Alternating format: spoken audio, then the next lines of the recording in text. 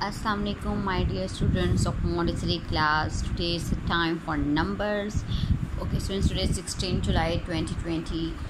It's time for counting. First of all, you will write 1, 2, 3, 4, 5, 6 and 7.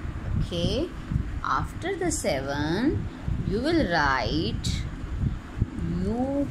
learn how to write number 8. Okay, it is very easy. You will draw a circle,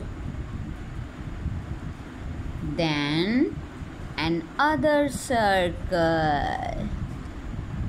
This is number 8. Okay, let's draw dots. 1, 2, 3, 4, 5, 6, 7, 8. Okay, this is 8. Now what you will do, take your pencil and start writing a small circle and a little bit